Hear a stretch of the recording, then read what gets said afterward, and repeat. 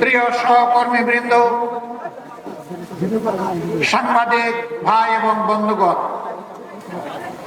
আল্লাহ সুবহানাহু ওয়া তাআলার শুকরিয়া আদায় করছি। দীর্ঘ 15.5 বছর যেই জাতির উপর একটি জগদ্দল পাথর, ফ্যাসিবাদের পাথর চেপে বসেছিল, মহান রব্বুল আলামিন গেল বছরের 5 আগস্ট তাদের জুলুমের কবল থেকে এই জাতিকে মুক্তি দান করেছেন। আমরা মহান মাবুদের এই জাতির প্রতি এই মেহেরবানির জন্য হৃদয় নিংড়ানো শুকরিয়া আদায় করছি। আলহামদুলিল্লাহ। প্রিয় সম্মানিত সহকর্মীবৃন্দ,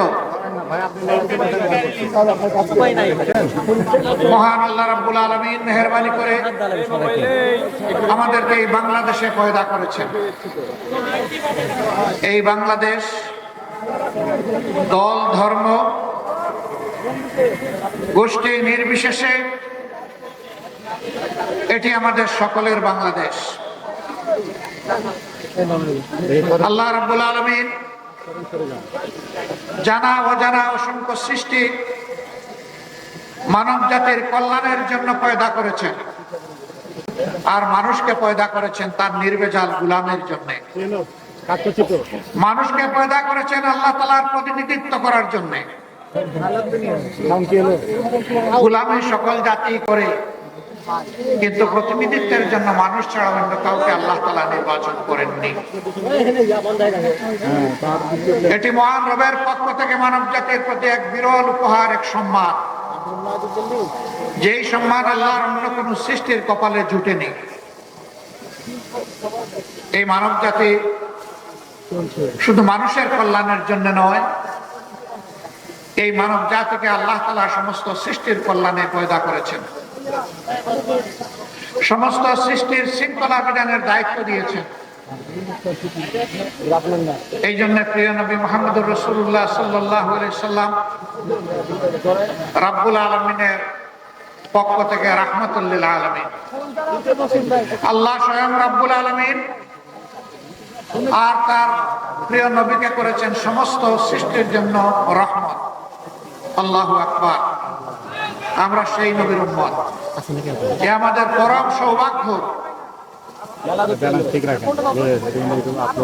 যতদিন পর্যন্ত এই উম্মত এবং বিশ্ববাসী আল্লাহর আইন এবং রাসূল করিম সাল্লাল্লাহু আলাইহি সাল্লামের নেতৃত্বকে অনুসরণ করেছে, দুনিয়ার মানুষ সুখ, শান্তি, সম্মান, সমৃদ্ধি এবং সৌন্দর্যকে উপভোগ করেছে।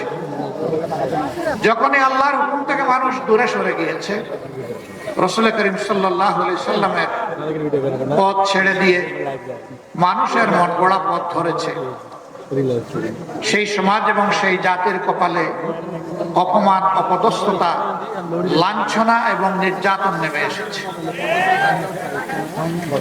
বাংলাদেশ শতকরা 91% মুসলমান অধ্যুষিত দেশ। এর মানে এই নয় যে মুসলমানরা ছাড়া কেউ দেশে আর শান্তিতে বসবাস করতে পারবে না। মুসলমানরা ছাড়া কেউ এই দেশে সম্মানের সাথে থাকতে পারবে না। মুসলমান ছাড়া কেউ এই দেশে তাদের নাগরিক অধিকার ভোগ করতে পারবে না। বরঞ্চ ইসলাম সমস্ত মানবতার জন্য সব অধিকারের একমাত্র গ্যারান্টি। এটি আমার কথা নয়, এটি স্বয়ং আল্লাহ রাব্বুল আলামিনের কথা। আল্লাহ তাআলা কালামে হাকিমের শেষ যে আয়াতটি নাযিল করেছেন মেহেরবানি করে, মিনার ময়দানে রাসূল করিম সাল্লাল্লাহু আলাইহি ওয়াসাল্লামের জীবনের শেষ হজে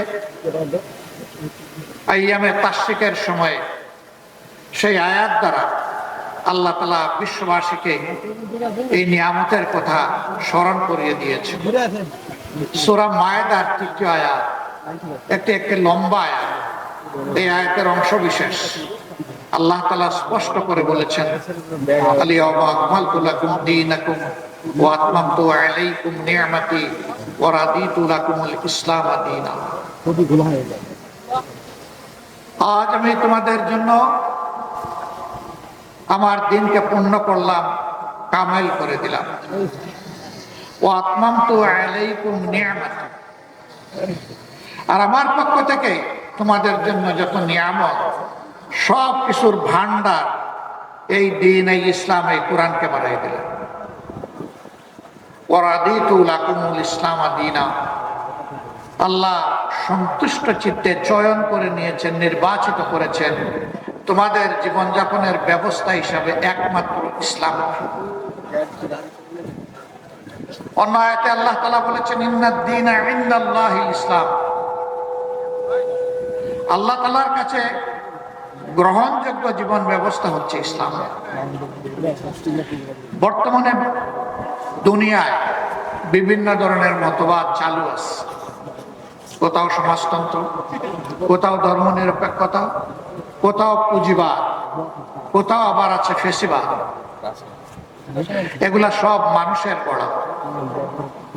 আমরা এখানে যারা বসে আছি, আসমানের নিচে জমিনের উপরে যারা বসবাস করে, শুধু মানুষ নয়, সমস্ত সৃষ্টি, তাদেরকে কে সৃষ্টি করেছে?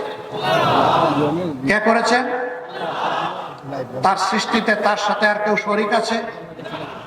তাওহীদের মালিক আল্লাহ রাব্বুল আলামিন একাই সৃষ্টি করেছেন। তো যিনি সমস্ত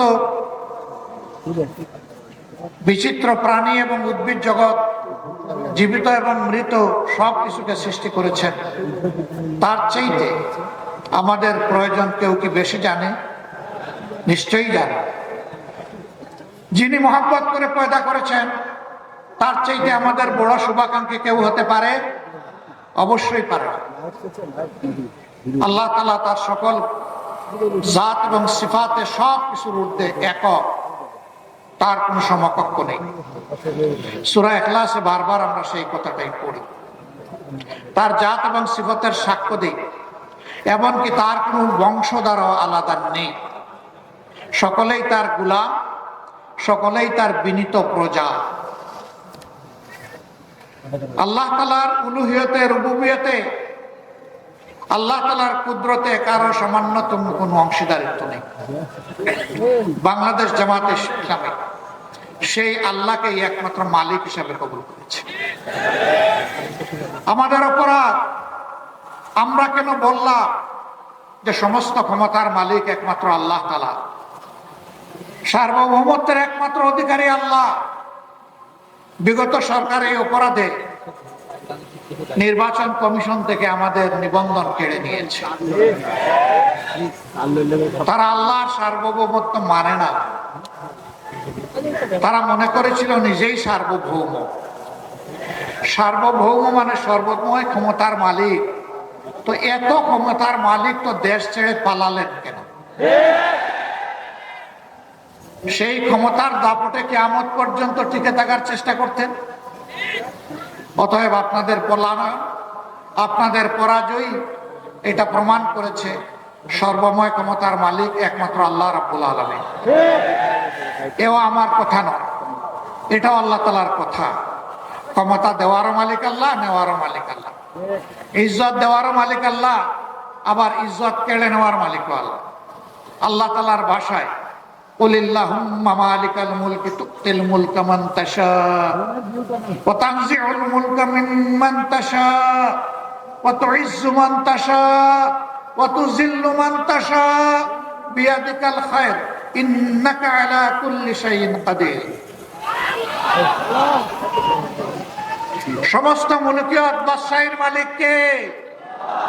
সে মহান আল্লাহ বলছেন, দুনিয়ার বিভিন্ন অংশে, খণ্ডে, জায়গায় আমি ছোট ছোট এখতিয়ার দিয়ে থাকি, ছোট ছোট মুলকিয়ত দিয়ে থাকি, যেন মানুষ সেখানে মানুষের উপর ইনসাফ কায়েম করে। আল্লাহু ইয়া'মুরুকুম বিল আদলি ওয়াল ইহসান, আল্লাহ তোমাদেরকে নির্দেশ দিচ্ছেন তোমরা যেন ন্যায় বিচার প্রতিষ্ঠা করো, আর মানুষের প্রতি তোমরা যেন সম্মান দেখাও, ইহসান করো। এটা আল্লাহর হুকুম। যারা ন্যায় বিচারের উপরে থাকবে, মানুষকে সম্মান করবে, মানুষকে মানুষ হিসাবে গণ্য করবে, আল্লাহ তাদের ইজ্জত বাড়ায়। আর যারা সমাজের জুলুম এবং অবিচারের প্রচলন করবে, মানুষকে বেইজ্জত করবে, বিশেষ করে সম্মানিত মানুষকে অপমান করবে, আল্লাহ তাদের সম্মান এবং রাজত্ব দুটাই কেড়ে নেয়। আল্লাহ বলছেন, ক্ষমতা আমি দেই, ক্ষমতা আমি কেড়ে নেই, ইজ্জত আমি দেই, ইজ্জত আমি কেড়ে নেই, এবং সকল ব্যাপারে ইন্নাকা আলা কুল্লি শাইইন কাদির, তোমাদের জন্য আল্লাহই হচ্ছেন সমস্ত ক্ষমতার মালিক। কুদরত তার হাতে, শক্তি তার হাতে। আমরা আল্লাহর শক্তিতে বলিয়ান একটা জাতি গঠন করতে চাই ইনশাআল্লাহ। যেই জাতি আল্লাহ তাআলার শক্তির আলোকে আলোকিত হবে, সেই জাতি হবে সাহসী জাতি, বীরের জাতি। সেই জাতি আল্লাহ ছাড়া আর কারো কাছে মাথা নত করবে না। আলহামদুলিল্লাহ, মুমিনরা দুনিয়ায় কোথাও আল্লাহ ছাড়া কারো কাছে মাথা নত করে নাই।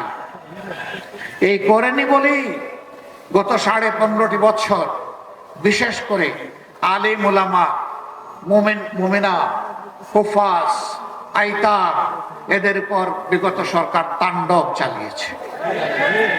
শুধু জামাতে ইসলামী না, হ্যাঁ, জামাতে ইসলামের 2 জন আমির সহ, 1 জন সেক্রেটারি জেনারেল সহ, 3 জন নায়েবে আমির সহ, 2 জন অ্যাসিস্ট্যান্ট সেক্রেটারি জেনারেল এবং 1 জন নির্বাহী পরিষদ সদস্য সহ 11 জন দায়িত্বশীল নেতাকে আমাদের বুক থেকে কেড়ে নিয়েছে। অন্যায়ের প্রতিবাদ যারা করেছে, শত শত আমাদের সহকর্মীকে তারা খুন করেছে, অসংখ্য ভাই বোনকে গুম করেছে, পঙ্গু করেছে, আহত করেছে, তাদের চাকরি কেড়ে নিয়েছে, ভিটামাটি থেকে উচ্ছেদ করেছে, তাদের ব্যবসা তছনছ করে দিয়েছে, কাউকে দেশেও থাকতে দেয়নি। হাজারো মামলায় লাখো সহকর্মী ভাই বোনদেরকে দফায় দফায় জেলে দিয়েছে। আমি একটু দেখতে চাই আজকে এখানে যারা হাজির, যারা কমপক্ষে একবার স্বৈরাচারিণী হাসিনার সময় জেলে গিয়েছেন, তারা একটু হাত তুলেন। আমার কথা আপনারা বুঝেছেন? যারা কমপক্ষে একবার জেলে গিয়েছেন তারা হাত তুলেন। বিপুল সংখ্যক মানুষের হাত। এবং আমি বিশ্বাস করি এখানে যারা বসে আছেন, ইয়েস, তাদের সকলেই জেলে গিয়েছে। তারা কি চুরি করেছিলেন, রাহাজারি করেছেন, মানুষ খুন করেছেন, গুপ্ত হত্যা করেছেন, গুম করেছেন, নারীর শ্লীলতাহানি করেছেন? কিছুই করেন। তাদের অপরাধ তাহলে কি ছিল? ওমা নাকামু মিনহুম ইল্লা আইয়ুমিনু বিল্লাহিল আজিজিল হামিদ।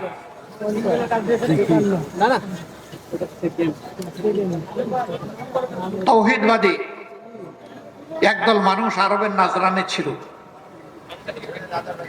মুশরিকরা তাদেরকে আগুনে গর্তে নিক্ষেপ করে হত্যা করেছিল। যাদেরকে হত্যা করেছিল তাদেরকে বলা হয় আসহাবুল উখদুদ। আল্লাহ তাআলা সেই গর্তগুলো আমার দেখার সুযোগ করে দিয়েছিলেন। 1000 বছর আগের স্মৃতি এখনো সেই এলাকা বহন করে চলছে। সেখানে গিয়ে দেখলাম যাদেরকে হত্যা করা ছিল পুড়িয়ে, তাদের শরীরের হাড়গুলো এখনো বিভিন্ন অংশে ছড়াই আছে। আল্লাহ তাআলা তাদের ব্যাপারে এই আয়াতটি নাযিল করেছিলেন। স্বৈর শাসক তাদেরকে বলেছিল, এক আল্লাহ মানলে চলবে না, অমুককে অমুককে আল্লাহ মানতে হবে, ইলা মানতে হবে। তারা বলেছিল, না, আমরা আল্লাহ এবং ইলা একজনই মানবো, দ্বিতীয় কাউকে স্বীকার করবো না। এই জন্যই তাদের উপরে ঝাল মিটিয়েছিল। যারা মিটিয়েছিল ইতিহাসে তারা নিশ্চিহ্ন হয়ে গিয়েছে, অপদস্থ হয়ে। যাদেরকে আগুনে ফেলে হত্যা করেছিল, আল্লাহ তাদেরকে কবুল করেছেন শহীদ হিসাবে।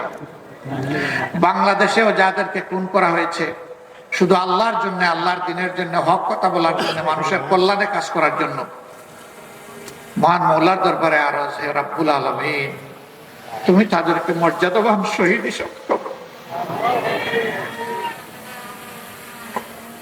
অনেকে জিন্দা শহীদ হয়ে আছে, হাত পা টুকরা টুকরা, 2টি নয়ন নষ্ট করে দিয়েছে, একটা চোখ ক্ষতিগ্রস্ত হয়েছে।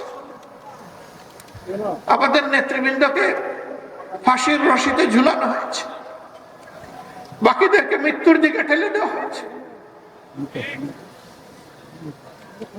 আমরা এতে ব্যথিত করি। আমরা আল্লাহর দরবারে শুকর গুজার করি যদি আমাদের বাগানের এই শ্রেষ্ঠ ফুলগুলাকে আল্লাহ তাআলা শহীদ হিসাবে কবুল। হে আল্লাহ, তুমি তোমার জান্নাতের বাগানের ফুল হিসাবে এগুলাকে কবুল করো। শুধু জামাতে ইসলামী নয়, ইসলামের জন্য, মানবতার জন্য যারাই জীবন দিয়েছেন আল্লাহ যেন তাদের সকলকে শহীদ হিসাবে কবুল। আর আহত হয়ে, পঙ্গু হয়ে, এই কষ্টের জীবন নিয়ে যারা বেঁচে আছেন, মহান রবের দরবারে আরজ করি, রাব্বুল আলামিন তোমার কুদরতের প্রশান্তির হাতটা তাদের সিনার উপরে বুলাইয়ে দাও, তাদেরকে সবরে জামিল আতা। সর্বশেষ 15.5 বছর একটানা খুন গুমের সংস্কৃতি চালিয়ে ওদের পিপাসা নিবারণ হয়নি। শেষ পর্যন্ত 24-এর 1 জুলাই থেকে 5ই আগস্ট এই সময়টা সারা বাংলাদেশে এরা মহাতাণ্ডব চালিয়েছে। কি বলেছিল আমাদের কলিজার টুকরা সন্তানেরা? কি এমন ছিল তাদের দাবি? তারা তো কারো গদি নিয়ে টান দেয়নি, তারা তাদের একটা ন্যায্য ছোট্ট দাবি নিয়ে রাস্তায় নেমেছিল। তারা বলেছিল কোটা রাখেন, কিন্তু সেইটাকে যুক্তিসঙ্গত করে সংস্কার করে। সহ্য করল না, তাদের বিরুদ্ধে গুন্ডা বাহিনী, মুগর বাহিনীকে লেলিয়ে দিল। এই মুগর বাহিনী বিশ্ববিদ্যালয়গুলোতে ঢুকে ছেলেদেরকে তো পিটালোই, আমাদের কলিজার টুকরা মেয়েগুলাকেও পিটালো।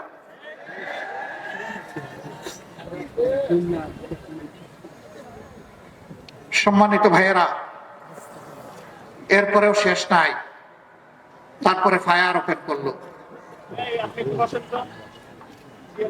যাদের পর গুলি করা হলো এরা যেন মানুষ নয়, এরা যেন বন জঙ্গলের পশু, পশু শিকার করে গুস্ত খাবে, এরকম মানসিকতা।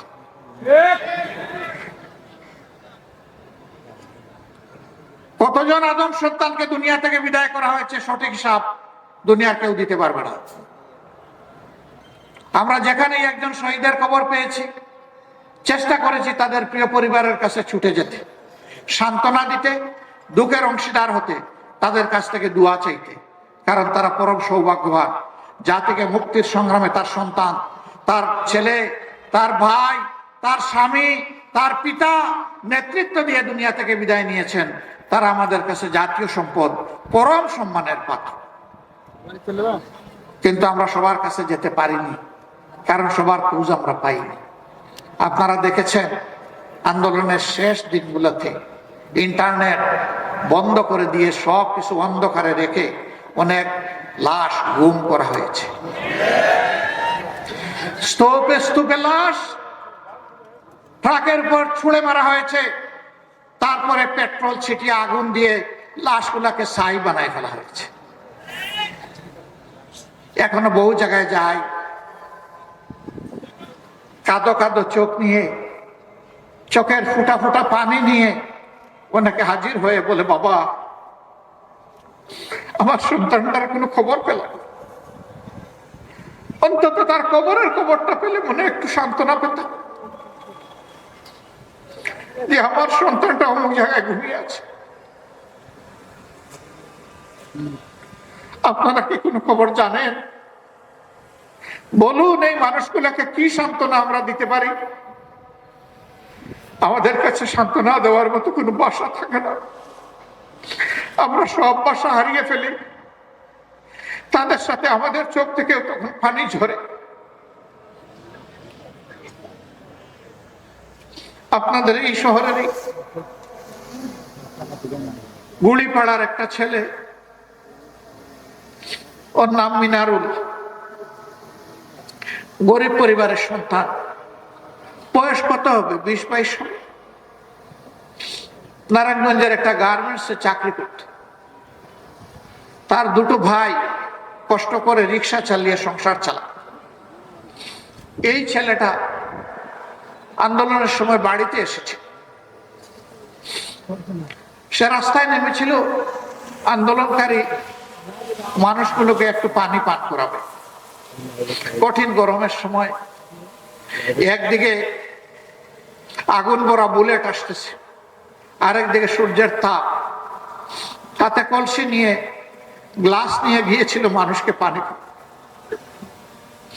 যখন কলসির পানি শেষ হয়ে গেল, কলসি ফেলে দিয়ে সেও আন্দোলনে শরিক হয়ে জালিমের বুলেট এসে তাকে এফুড় উফুড় করে দুনিয়াতে নিয়ে গেল।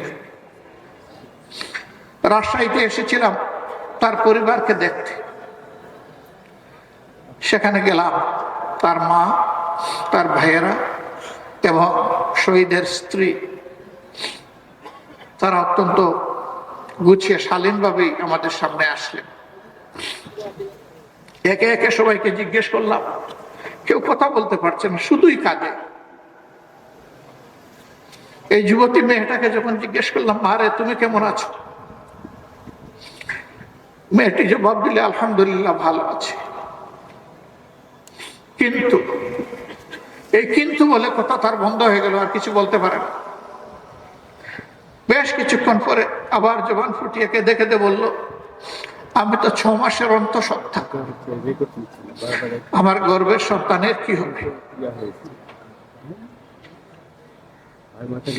ও যখন দুনিয়ায় আসবে, মুখে যখন কথা ফুটবে, তখন বাবা ডাকবে কার? সম্মানিত ভাইরা,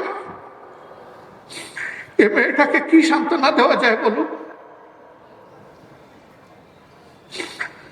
তার প্রথম প্রশ্নের জবাব এইভাবে দেওয়ার চেষ্টা করেছি, মা এখন থেকে তুমি এবং তোমার এই পরিবারের লোকগুলো আমাদের পরিবারের সদস্য। তোমার গর্ভের সন্তান দুনিয়াতে আসুক সুস্থ হালতে, আল্লাহ তোমাকে নেক আওলাদ দান করুন, দোয়া করি।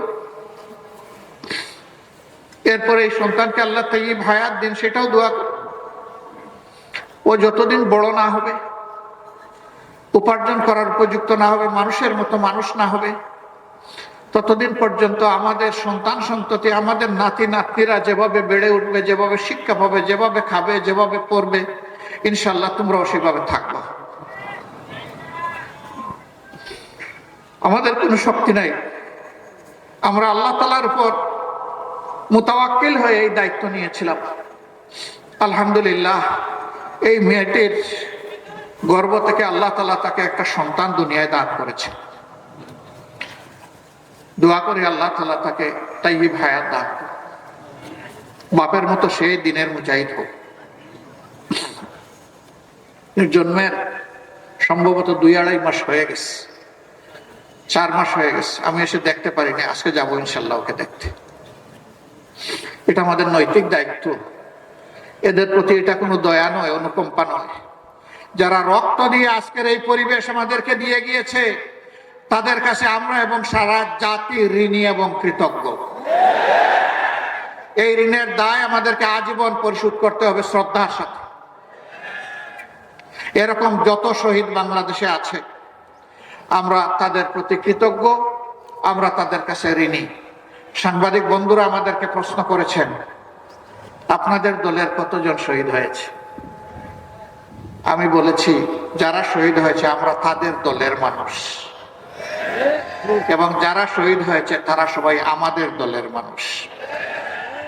আমরা জামাতে ইসলামী হিসাবে আমাদের দল নয়, আমরা মানব জাতি হিসাবে আমাদের দল, এবং মানবতাবাদী হিসাবে আমাদের দল। কোন দলীয় পরিচয়ে আমরা সংকীর্ণ পরিসরে নামাতে চাই না। তারা আমাদের জাতীয় সম্পদ, জাতীয় বীর, তাদেরকে মাথার উপরে শ্রদ্ধায় আমরা তুলে রাখতে চাই।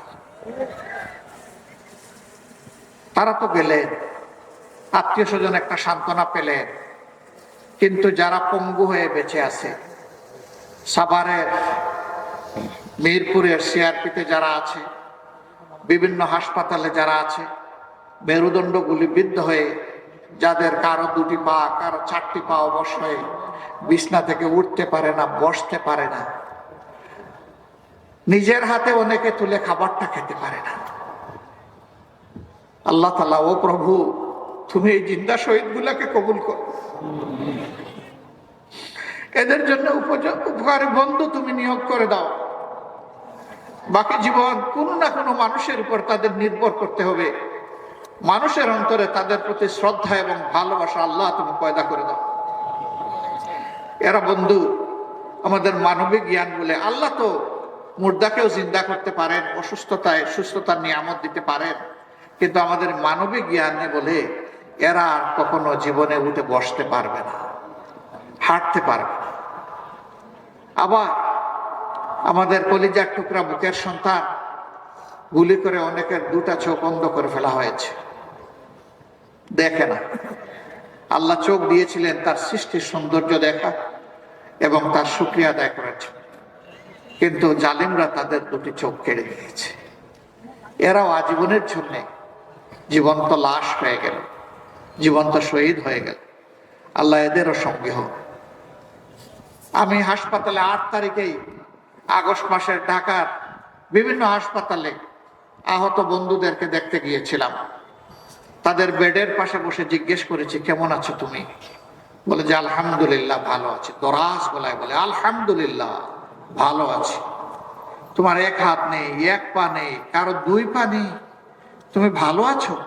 বলে যে হ্যাঁ আলহামদুলিল্লাহ ভালো আছি। এত কষ্ট নিয়ে ভালো আছো কিভাবে? বলে যে যে কারণে রাস্তায় নেমেছিলাম আমাদের উদ্দেশ্য সফল হয়েছে। কি কারণে রাস্তায় নেমেছিলে? আমরা স্বাধীনতার জন্য লড়াই করতে নেমেছিলাম, আমরা স্বাধীন হয়েছি। আল্লাহু আকবার। তার হাত নাই, পা নাই, চলে গেছে, চোখ নাই, চলে গেছে, সেদিকে খেয়াল নাই, বলছে যে জাতি স্বাধীন হয়েছে। একটা গোষ্ঠীর, একটা দলের জোর করে চাপানো গোলামি থেকে এই জাতি মুক্তি পেয়েছে। সম্মানিত ভাইয়েরা, বলেছিলাম হে বুকের সোনা, তোমার তো একটা হাত চলে গেল, পা চলে গেল, তুমি তো আর স্বাভাবিক জীবনে আসতে পারবে না। জাতির প্রয়োজনে আগামীতে যদি এমনটি লড়াইয়ের প্রয়োজন হয়, তখন তো আর তোমার পক্ষে কিছু করা সম্ভব হবে না। চিৎকার দিয়ে বলে অবশ্যই হবে। যদি আল্লাহ আমাদেরকে হায়াত দেন অবশ্যই হবে। হাত একটা জাতির জন্য গিয়েছে, প্রয়োজনে আরেকটা হাতও দেবো ইনশাআল্লাহ। যে জাতির বীরেরা, সন্তানেরা এইরকম জাতির জন্যে, জাতির স্বাধীনতার জন্যে, মানবতার জন্যে বীরের মতো গর্জন করতে পারে, ইনশাআল্লাহ এই জাতির পর আর কোনো ষড়যন্ত্র বাস্তবায়ন হবে না। প্রিয় ভাইরা, 10 মাসের সন্তান কোলে মা নেমে এসেছিলেন রাস্তায়। ঢাকার রাস্তায় সাংবাদিক বন্ধু প্রশ্ন করেছে, আপনি কি কাজ করেছেন? এই অবুঝ শিশুকে তুলে নিয়ে আপনি রাস্তায় এসেছেন, মুহুর্মুহু গুলি চলতেছে, একের পর এক শহীদ হয়ে যাচ্ছে, পঙ্গু হয়ে যাচ্ছে, রক্তের বন্যায় রাজপথ ভেসে যাচ্ছে, আপনি কেন এই অবুঝ শিশুকে নিয়ে রাস্তায় নেমে আসলেন? আমার এই মা জবাব দিয়েছিলেন, শিশু এই কুলে যেটা দেখছেন এইটাই আমার একমাত্র শিশু নয়। আজকে বাংলাদেশের রাস্তায় 56,000 বর্গ মাইলে যতগুলা যুবক যুবতী নেমে এসেছে সবগুলা আমার শিশু, আমার সন্তান। আমি ওই সন্তানদের সাথে সংহতি, একাত্মতা প্রকাশ করার জন্য রাস্তায় এসেছি। আল্লাহু আকবার। 7-8 বছরের একটা ছেলে হাতের মধ্যে ইটের টুকরা নিয়ে পুলিশের দিকে তেড়ে যাচ্ছে। যুবকরা তাকে থামানোর চেষ্টা করছে। এই তুমি কি করছো? কই কি করছি? কই তুমি ছোট্ট মানুষ, এই গুলির সামনে তুমি এইভাবে আসছো কেন? কই যে আন্দোলন করতে আসছে। কেন আন্দোলন করবা? ওরা আমার ভাইকে খুন করেছে, আমি প্রতিশোধ নেব। কে তোমার ভাই? বলে যে আমার ভাই আবু সাইদ। তোমার বাড়ি রংপুর? না, আমার বাড়ি ঢাকায়। তো আবু সাইদ তোমার ভাই হয় কিভাবে? কই যে জাতির মুক্তির জন্য লড়াই করেছে এবং জীবন দিয়েছে, সেই তো আমার ভাই। এই ছোট্ট শিশুটির মগজের মধ্যে, তার কণ্ঠের মধ্যে এই কথা কে দান করলেন? আল্লাহ রাব্বুল আলামিন। যুবকরা বলতেছে তুমি যাও, আমরা তোমার পক্ষে লড়াই করব। ঝাঁকুনি দিয়ে বলতে, ছাড়েন মিয়া, আপনার আন্দোলন আপনি করেন, আমার আন্দোলন আমাকে করতে দেন। এরপরে ওরা কৌতূহলবশত জিজ্ঞেস করেছে তোমার মা বাবা আছে? আছে। ওই গুলির মুখে তুমি যদি শহীদ হয়ে যাও তাহলে তোমার মা বাবা কাঁদবে না? না, আজকে ঘর থেকে বের হওয়ার সময় মা বাবাকে চুমু দিয়ে বলেছি, আমি যদি শহীদ হয়ে যাই আমার জন্য তোমরা দুঃখ করো না, আমার জন্য তোমরা কেঁদো না। আল্লাহু আকবার। আল্লাহ তাআলার কাছে আরজ করে, রব্বুল ইজ্জত এই জাতির মায়েদের গর্ভে এই ধরনের বেশি বেশি করে বীর সন্তান তুমি জন্ম দাও, এরা যেন জাতির পাহারাদার হতে। সম্মানিত ভাইয়েরা, এই দেশে অনেকে শাসন করেছেন, আগামীতে হয়তো আল্লাহ যাদেরকে পছন্দ করবেন তারা এই জাতির খেদমতের দায়িত্ব পালন করবেন। আমাদের সন্তানেরা এত এত রক্ত কেন দিল, জীবন কেন দিল, পঙ্গু কেন হলো? তারা চেয়েছে সমাজ থেকে সব ধরনের দুঃশাসন এবং দুর্নীতির কবর রচনা হোক। 5 তারিখের পরে রাজশাহী, যেটাকে এডুকেশন ভিলেজ বলা হয়, শিক্ষার গ্রাম, অসংখ্য শিক্ষা প্রতিষ্ঠান আলহামদুলিল্লাহ এখানে আছে। এটা আল্লাহর এক নিয়ামত। আমি আশা করি 5 তারিখের পরে রাজশাহীতে কোনো চাঁদাবাজি হয় না, রাজশাহীতে কোনো চাঁদাবাজি হয় না। এখানকার মানুষ ভদ্র, এখানকার মানুষ বিনয়ী, এখানকার মানুষ সৎ, কেউ চাঁদাবাজি এখানে করে না, ঠিক না? এখানেও চাঁদাবাজি হয়, এখানেও ফুটপাত দখল হয়, হাট বাজার, বালুমহাল, জলমহাল, বিভিন্ন যানবাহনের স্ট্যান্ড, সবগুলাতে দখলদারি হয়। তাহলে আমাদের এই শহীদদের রক্তের প্রতি এইটাকে ভালোবাসা, এটাকে সম্মান? এই কাজ যারা করেন বিনয়ের সাথে তাদেরকে অনুরোধ করে এই কাজটা ছেড়ে দেন, মেহরবানি করে এই কাজটা করবেন না। আমাদের শহীদদের আত্মা কষ্ট পাবে, মানবতা অপমানিত হবে, লাঞ্ছিত হবে। বন্ধু, এই কাজটা ছেড়ে দেন ভাই, আল্লাহর রাস্তায় এই কাজগুলা ছেড়ে দেন, এই কাজ আর করবেন না। অফিস আদালতে যারা ঘুষ বাণিজ্য করেন, আবার মামলা বাণিজ্য অনেকে করেন, তাদের প্রতি আমাদের আন্তরিক অনুরোধ, ভাই কাজগুলা করিয়েন না। আমাদের শহীদদের আত্মা কষ্ট পাবে। আর আমাদের জীবন্ত সন্তানেরা যারা শহীদ হওয়ার নিয়ত করে ঘর থেকে বের হয়ে রাস্তায় সেদিন লাখো লাখো সন্তান, কোটি কোটি সন্তান নেমেছিল, তারা অন্তরে বড় কষ্ট পাবে। তাদেরকে কষ্ট দেবেন না মেহেরবানি। তবে যদি আমাদের এই বিনয়ী অনুরোধ কেউ না মানে, তাহলে তাদের জেনে রাখা উচিত যুদ্ধ আমাদের শেষ হয়নি।